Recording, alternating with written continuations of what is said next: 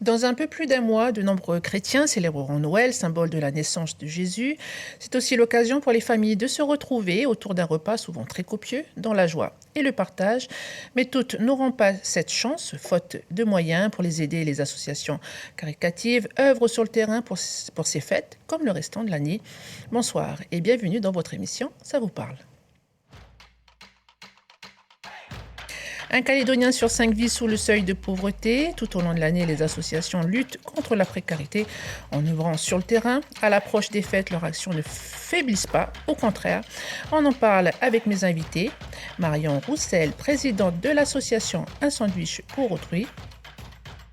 Et Marcel Toyon, président de l'association Action Solidaire. Michel Pimbé nous rejoindra à la fin de cette émission pour nous parler d'événements organisés par d'autres associations. Bonsoir à tous les deux. Alors, je le disais, on est à un peu plus d'un mois de Noël. Avant de parler de ce que vous allez projeter pour cette fête, on va déjà peut-être présenter vos associations. Honneur aux femmes. Marion Roussel, elle existe depuis combien de temps, votre association, Un sandwich pour autrui, et quel est l'objectif ?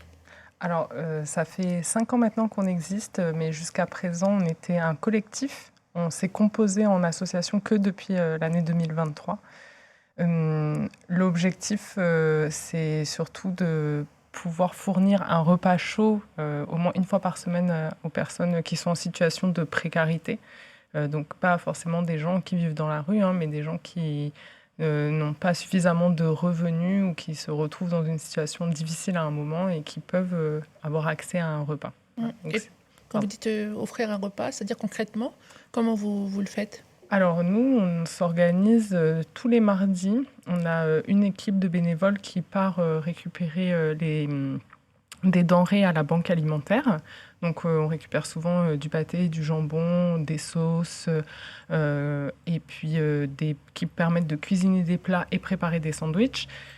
Ensuite, on a une équipe de bénévoles qui récupère les invendus dans les boulangeries, donc notamment le pain, et on se donne tous rendez-vous au niveau du kiosque à musique à la place des Cocotiers, et on prépare des sandwichs. Et puis, on a des bénévoles qui cuisinent également des plats chauds ou des salades, des plats froids, et qui viennent les redistribuer aussi avec nous à la place des Cocotiers. Donc les personnes qui en ont besoin viennent directement le mardi au kiosque, oui, pour pouvoir prendre ce repas avec l'association. Exactement, oui. Voilà. D'accord.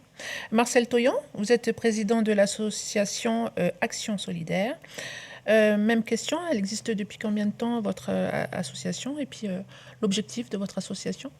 L'association, elle existe depuis 3 ans. Les objectifs sont simples, c'est d'aider les gens qui sont dans la précarité au niveau des squats, des quartiers populaires ou du pays. Et on aide comme on peut, en bien matériel, en soutien moral, en soutien comme on peut, administratif, on les accompagne, on peut aller jusqu'à construire une petite cabane quand ils n'ont pas de toit, et puis voilà, on les accompagne jusqu'au bout, en apportant notre soutien et puis notre amour. Et comment font les gens ? Ils vous appellent, vous vous déplacez, comment ça se passe ? Vous avez peut-être un bureau quelque part ? On a un bureau du côté de Pierre-Lanquette, au centre commercial de Pierre-Lanquette. On a un QG qui est plus bas vers la société Lefroy. Au QG, on récupère tout ce qui est matériaux, tôle, bois. Donc ça, c'est les dons que tous les dons que les personnes, les entreprises viennent nous donner, qui nous offrent, et puis le linge aussi. Et donc les personnes peuvent venir, et celles qui ont besoin, parce que tout à l'heure on disait on peut construire des choses pour ces personnes, comment elles font pour pouvoir faire ils viennent nous voir, ils expliquent leur cas, on remplit une petite fiche famille, et puis après on voit comment on peut les aider, s'il faut les accompagner, si eux donnent la main d'œuvre, on donne juste le matériel, et s'il faut de la main d'œuvre, on monte une petite équipe et on va les aider sur le terrain. Et ceux qui ne peuvent pas se déplacer, ils peuvent vous joindre ils peuvent nous joindre par téléphone au 94 93 19, ou sinon nous on se déplace aussi avec notre fourgon, et puis on va sur le terrain les voir. Avant de poursuivre, je vous propose de regarder ce reportage. Il est extrait du JT de septembre 2022. Je suis dans ma petite Twingo. Heureusement que je l'ai, parce que en fait, c'est une maison ambulante, on va dire ça comme ça. Si la Nouvelle-Calédonie a récemment fait les gros titres des médias nationaux pour ses chiffres records en termes de violence, la situation vis-à-vis de la pauvreté et des inégalités sociales, elle, est moins médiatisée. Pourtant, un Calédonien sur 5 vit sous le seuil de pauvreté, c'est-à-dire avec moins de 86 000 francs par mois. C'est dans cette tranche de classification que se situe Mamie Rosemée. Après le moment de partage avec les bénévoles d'un sandwich pour autrui, on rentre chez nous dit la quinquagénaire. Et depuis 1 an, chez elle, c'est dans sa voiture. Alors j'ai mon baluchon, les couvertures, mon thermos, mon petit café, ma soupe. Quand son habitation du Caillou Bleu a pris feu, Rosemée a dormi quelques jours chez sa sœur, puis passé quelques nuits sur le parking du Médipôle. Elle a aussi dormi par-ci par-là, nous dit-elle.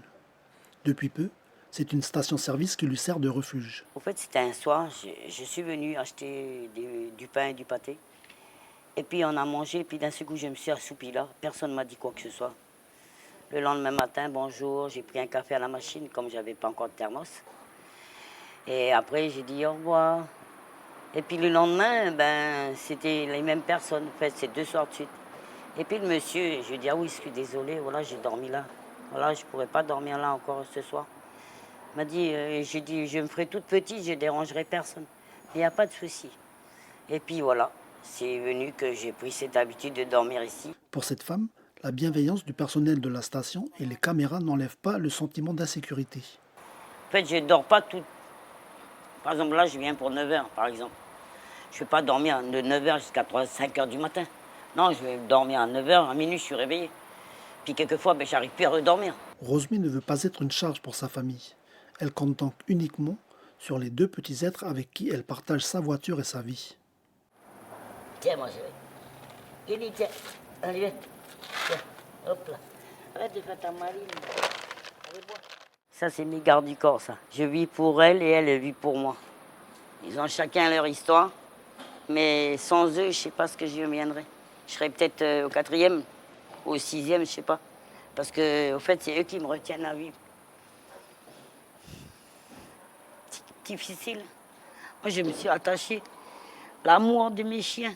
Parce qu'eux, ils m'aiment. Quand je ne suis pas dans la voiture, je vais aux toilettes. Je sors pour aller à la toilette. Ils sont là tout de suite. Ils regardent où je suis, ils s'inquiètent, ils me cherchent. Des blessures de vie ont conduit Mamie Rosemée à cette précarité.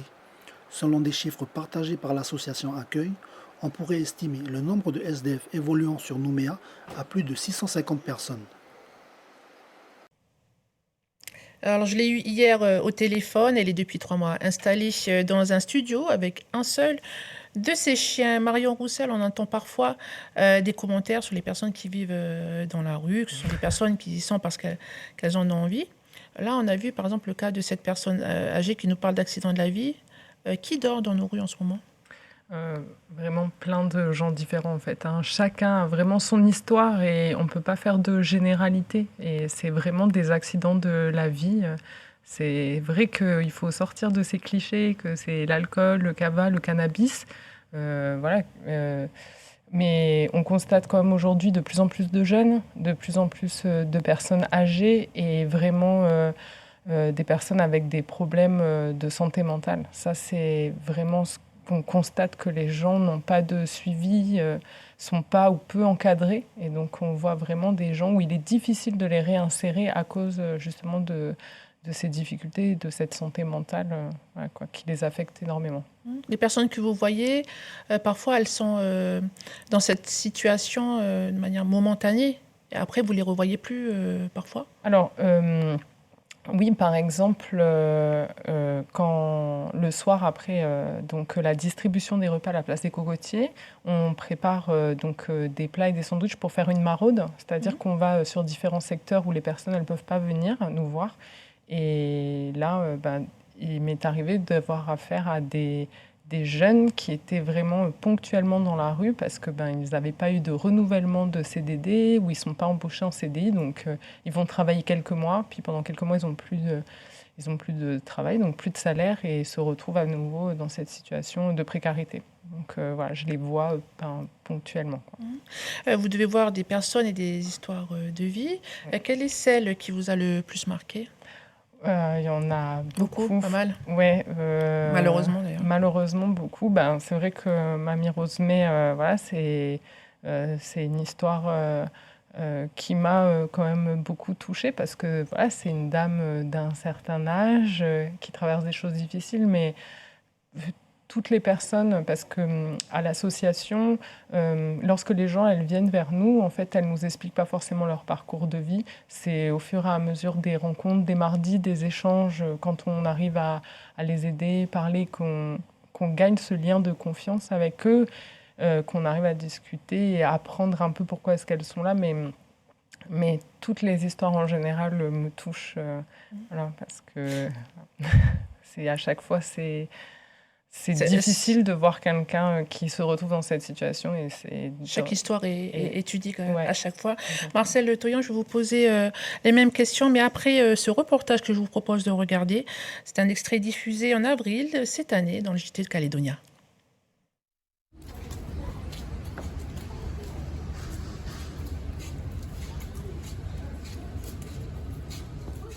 Pour entrer et faire ses courses ici à l'épicerie Saint-Vincent-de-Paul de la vallée du Tiers à Nouméa, il faut être titulaire de l'aide médicale.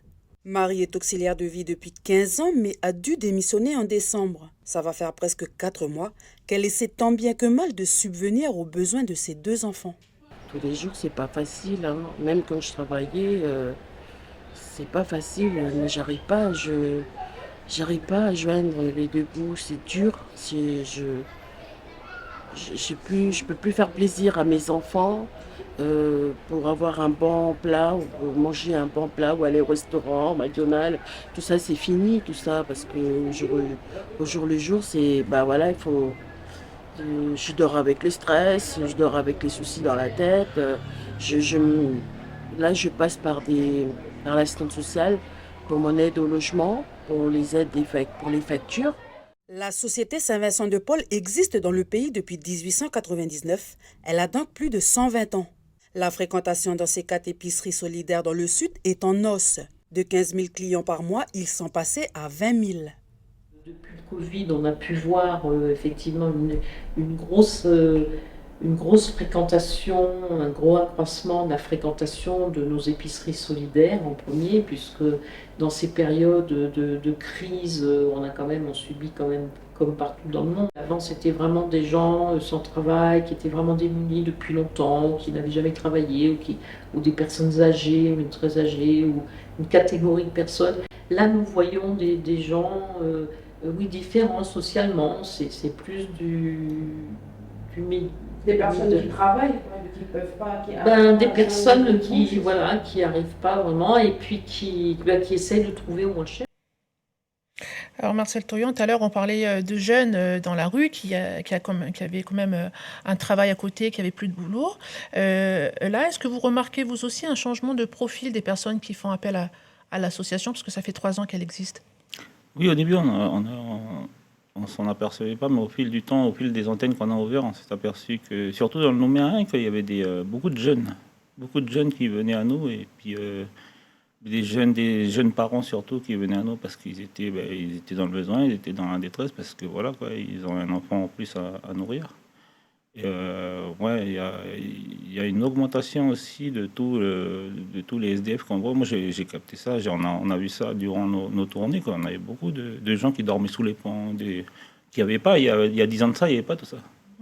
Et maintenant, on s'aperçoit que vous n'avez qu'à aller sur le pont de Moravel, sur le pont de la SLN, vous allez voir, il y a des gens qui sont installés carrément là-bas. Je suis passé tout à l'heure, je regardais encore ça. C'est des personnes que vous peut-être retrouvez chacun dans votre association d'une manière ou d'une autre? On n'a pas... on communique, on essaye de mutualiser quand même sur ce qu'on fait pour s'entraider. Mais c'est vrai qu'on n'a pas forcément fait le lien, nous deux, sur les personnes qu'on avait en commun. Par exemple, à Un sandwich pour autrui, on retrouve beaucoup de personnes qui sont aussi à l'association Accueil, à la Vallée du Tiers. On sait que voilà, on a des profils similaires, les mêmes personnes qui demandent de l'aide dans les 2 associations. Mais c'est vrai que avec Marcel, on n'a pas pu voir justement si on aidait les mêmes personnes. Est-ce que vous savez combien peut-être de personnes ou de familles vous avez aidé durant ces 3 années? Je crois qu'on est à 9000 familles. 9 000 Ouais, familles. c'est en augmentation, parce qu'on a ouvert toutes les antennes, du coup, ça va faire un boom, quoi. Vous parlez d'antennes, justement, Ah oui, pardon, les antennes, Des- c'est des antennes relais, ouais. des antennes relais. Il y en a combien et sur tout le pays? On en a ouvert sur tout le pays, je sais plus, on a Belep, Vaud, Farino, Koné, Tours, Yengen, Kanala. Prochainement, on va ouvrir Kwawa, officialiser Kwawa, Mondor, Lifou et Poya. Donc, c'est des bénévoles qui tiennent ces antennes. C'est que des bénévoles, tout le monde est bénévole dans l'association. D'accord. Et comment ça se passe? Les personnes des alentours, ils peuvent aller... Voilà, après qu'on a fait l'ouverture, après c'est le bouche à oreille. Ici en Nouvelle-Calédonie, ça marche beaucoup, Radio Cocotier. Et du coup, le bouche à oreille, ça va vite. Du coup, maintenant qu'on a ouvert les antennes, les gens viennent donner du lin, viennent donner du poisson, ils viennent aider les associations et les antennes qui sont sur place. Donc, on a vraiment une part de générosité des Calédoniens. Voilà, c'est ça. C'est ce qu'on essaie de mettre en place à travers l'association, de remettre en place la solidarité.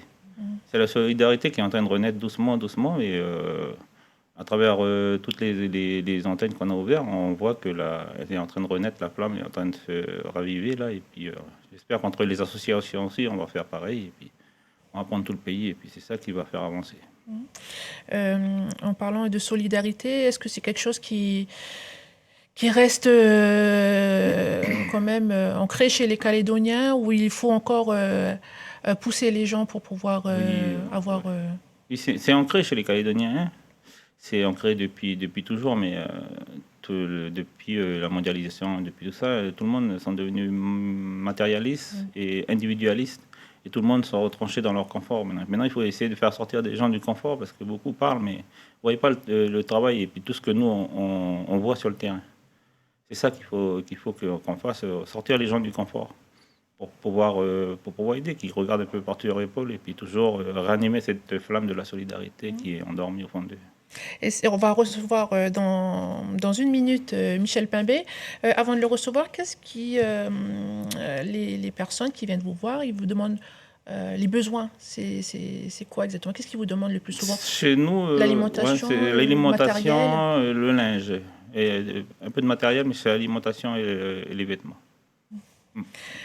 Alors, on approche des fêtes de fin d'année, comme vous le disiez au début, c'est souvent synonyme de moments de partage, de joie et de solidarité, mais c'est aussi difficile pour certaines personnes seules qui n'ont pas du tout les moyens, et ces fêtes augmentent ce sentiment de solitude ou de manque. Pour éviter cela, les associations caritatives se mobilisent encore.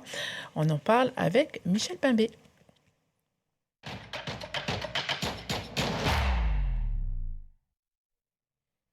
Bonsoir Michel. Bonsoir Falaï, bonsoir Marcel, bonsoir Marion. Et oui, effectivement, c'est bientôt les fêtes de fin d'année et pour Noël, les associations se mobilisent comme la Banque Alimentaire. Et justement, elle organise un dîner solidaire de Noël. Ça sera le 18 décembre au café Etangata. Il se situe à côté de l'OPT à la vallée du Tyr. Attention, par contre, ce repas est offert uniquement aux personnes âgées, démunies et sans famille. Pourquoi sans famille? Parce que cet élément est très important. Les personnes qui ont souhaité inscrire, par exemple, leur oncle ou encore un membre de leur famille, ils avaient toujours une famille, donc ils ne vont pas être acceptés à ce repas. Et comment ça se passe pour l'inscription? L'inscription est obligatoire. Il faut appeler le 89 28 24, donner le nom, le prénom, l'âge et l'adresse de la personne qui souhaite s'inscrire. Et pourquoi l'adresse? Parce qu'un transport sera assuré, la personne pourra être récupérée à son domicile et être amenée ensuite. Les personnes non inscrites ne seront pas acceptées. Début du service à 18h30. Et on peut citer un autre événement aussi de solidarité, l'association Au nom de l'amour qui organise pour la 4e année le Bougnat de l'amour. C'est un repas de Noël également, offert aux enfants et aux familles démunies le 24 décembre au Snacknam à la vallée du Tyr, le Snacknam très connu. Voilà, et il y aura donc un repas partagé offert aux enfants et aux parents et la distribution de cadeaux se fera également. Pour les soutenir et pouvoir cuisiner les repas et offrir ces cadeaux, l'association fait appel à votre générosité. Et que faut-il faire? Alors, ce qu'il faut faire, ça va être très compliqué. Non, il faut juste participer à une tombola qui sera organisée le 10 décembre à partir de 11h au Snacknam à la vallée du Tyr pour l'achat des cadeaux. Une tombola américaine sera organisée également sur place et une navette est à la disposition toute la journée pour les personnes qui sont sans moyen de locomotion. Et pour la navette, il faudra appeler le 51 92 39. Voilà. Et vous pouvez aussi faire des dons, des denrées alimentaires, etc. Tout ce qu'on peut donner avec le cœur. Voilà, Falaï. C'est tout ça pour permettre aux personnes de pouvoir profiter des fêtes durant les festivités. Et ce qu'on peut dire également, c'est de remercier le dévouement de toutes ces personnes qui donneront de leur temps pour ces personnes. Merci Michel.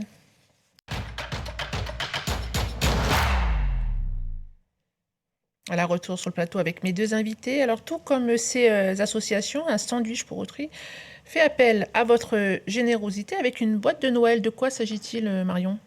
Alors, tous les ans maintenant, on organise une collecte de boîtes de Noël. Ça a un petit peu évolué ces dernières années, car maintenant, on demande en fait aux personnes de mettre différentes choses dans ces boîtes. Avant, on demandait beaucoup de choses. Maintenant, on a réduit un petit peu notre liste. Et c'est pour les offrir lors de notre repas du 16 décembre. Donc, les personnes, elles peuvent composer une boîte soit pour un homme, soit pour une famille, une maman ou un enfant. Et dans cette boîte, on peut y trouver donc quelque chose d'utile, quelque chose de bon, un loisir, un petit mot ou bien un dessin et un produit d'hygiène. Après, les gens sont libres de mettre davantage de choses. C'est vraiment pour égayer le Noël de nos bénéficiaires, en fait. Mais concrètement, comment ça se passe ? On est chez nous, on fait cette boîte et ensuite on vous la donne ? Alors, il y a plusieurs façons de faire. On a tous les ans des écoles qui font donc ensemble, les maîtresses ou les maîtres préparent avec leurs élèves des boîtes. On a des comités d'entreprise et puis on a effectivement des personnes qui décident chez elles de préparer une boîte de Noël. On va cette semaine ou bien la semaine prochaine sur notre page Facebook diffuser la liste des points de collecte, c'est-à-dire que les gens peuvent soit nous les déposer le mardi soir, mais c'est pas forcément évident, ou bien venir le jour de Noël, mais c'est pas non plus évident, enfin le 16 décembre pour notre repas de Noël. Et sinon, en fait, voilà, on a plusieurs endroits qui se proposent de collecter les boîtes de Noël et les personnes pourront se rapprocher de ces endroits pour aller déposer justement leurs boîtes. Et pour avoir plus d'infos pour ces endroits qui récupèrent ces boîtes, sur la page Facebook. Votre page Facebook, voilà. Alors, pour l'instant, on n'a pas encore diffusé. On attendait la confirmation de tous nos points de collecte pour pouvoir diffuser l'information. Mais les gens peuvent déjà nous contacter et on pourra dire les partenaires chez qui ils peuvent aller déposer les boîtes. Mais on a lancé la campagne le 10, donc voilà, c'est encore tout récent. Ouais. Et le repas de Noël, qui peut venir à ce repas ? Alors, nos bénéficiaires peuvent venir. On invite également plusieurs associations, comme l'association Béthanie, tous les ans. Et puis, cette année, on invite aussi Action Solidaire. Et puis, les bénéficiaires avec qui on échange déjà. Et puis, les familles qui sont dans le besoin peuvent venir. Bon, très bien. Marcel Toyon, peut-être pour l'association, vous... déjà jusqu'à l'année, vous continuez l'activité, les dons. S'arrête pas. Vous arrêtez pas. En fait, non, ça s'arrête pas. La précarité, elle s'arrête pas. Elle n'a pas de fête, elle n'a pas de jour férié. Non. Mais par contre, on organise un repas un Noël solidaire le 20. Le 20 décembre. 20 décembre. D'accord. C'est un grand repas avec les enfants, le goûter, peut-être des châteaux gonflables, plein d'animations autour. Et il y aura sûrement le Père Noël qui va nous jeter des petits bonbons et pour égayer la journée des enfants. Et j'appelle à toutes les personnes qui veulent déposer des dons en aliments ou des cadeaux. Quoi. On est preneurs de tout parce qu'on est beaucoup. Nous, on est une association qui on prend tout le pays. On est en train de prendre tout le pays. Vous êtes un peu partout, là où il y a combien de bénévoles ? Bénévoles, nous, si on nous met, on peut être on est trentaine de bénévoles, mais sur tout le territoire, on n'est pas loin de 100 bénévoles. Quoi. Et des bénéficiaires encore plus. Bénéficiaires. Alors vous dites un repas partagé, il va se passer où ce repas Normalement, c'est vers On est en train de se tâter Ah, vous êtes encore hein. en train, c'est en... Si c'est à Montravel où on évolution. le fait tous les ans, Ouais. ou si c'est dans le quartier de Pierre-Lanquette, ou si on voit encore où on va peut-être demander un endroit à la mairie, je sais pas, on va voir où ça va se faire. Mais en Tout tout ça cas, va c'est le 20. c'est le 20 et on peut suivre sur votre page Facebook. Sur la page Facebook, Action Action Solidaire. Solidaire, puis il y a un numéro de téléphone, il y a tout est dessus, tous les renseignements seront dessus, on va diffuser dessus. Mais dans tous les cas, on peut toujours déposer les dons pour les deux associations de toute manière. Oui. Des dons à manger, Oui, notamment. Si les gens veulent venir le 16 décembre avec un plat et partager, hein, C'est en ça, fait, c'est exactement ça. tout le monde peut venir. Hein. D'accord, on peut venir avec son propre plat et le partager Exactement. en famille. En tout cas, on arrive au terme de cette émission. Un grand merci aux associations, aux personnes qui œuvrent pour aider les personnes dans des situations difficiles. Merci Marion Roussel. Merci. Merci Marcel Toyon pour votre engagement et d'avoir accepté notre invitation. Émission que vous pouvez revoir sur caledonia.nc. Belle soirée à vous.